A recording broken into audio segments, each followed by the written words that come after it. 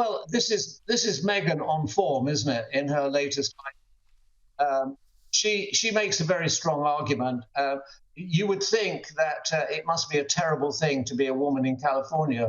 As she goes on, I'm not saying that the points she's making are not invalid, but in the world that I grew up in, people said things to each other. I spent 27 years of my life in newsrooms in my country and indeed in your own. And people were never terribly polite to each other. That's what's went on. That was the small change in life. If people had something to say, they said it very abruptly.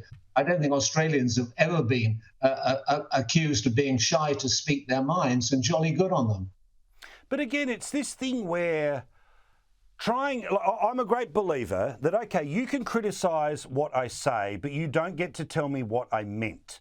Like, intent is something that I know was my intent when I use words. Same with you, same with everyone watching this. What I can't stand about this new sort of reinterpretation of language is, oh, I know what you secretly meant. No. Difficult might mean that every time I asked you for something, you took 2 hours to get back to me, or there was 1,000 caveats along the way. And you know what? That was more difficult to deal with than somebody who just said yes or no. It didn't mean that I think deep, dark down you are this person or that person, but it's very much this sort of rubbish intention about intent that, you know, she may well be many things, and I know she's got great career experience being able to, you know, do everything from read words other people have said and open, gold briefcases, but I'm not entirely sure she can read my or your mind.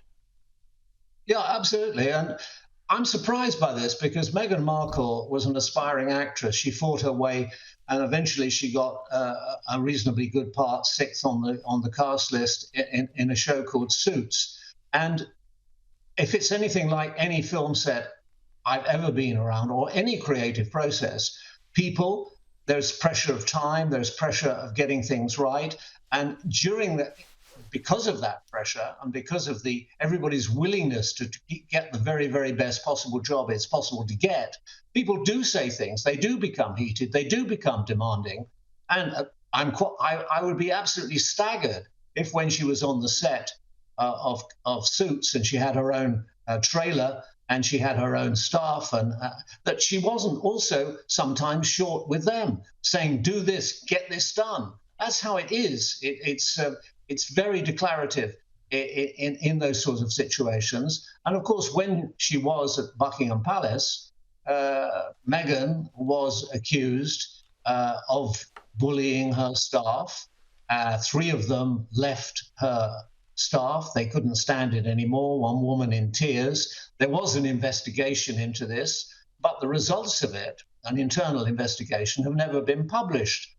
She obviously denies the charge of bullying. She denies any thought of that. And she just says, well, of course, why can't women be demanding? Why can't they be demanding women without being accused of the B word or being told that they're difficult? Well, I agree with that because I'm prepared to accept anybody, man or woman, in any situation, as long as they do their job and they do their job properly.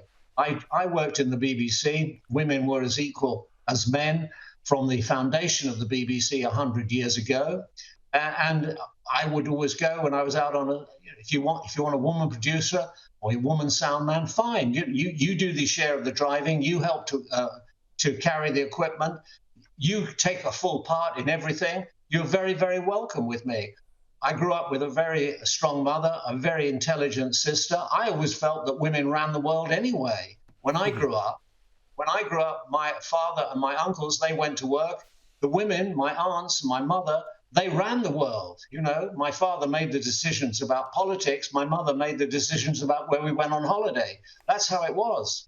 Yeah, and I know which one you care about more when you're a kid and the one that you remember more into your adulthood.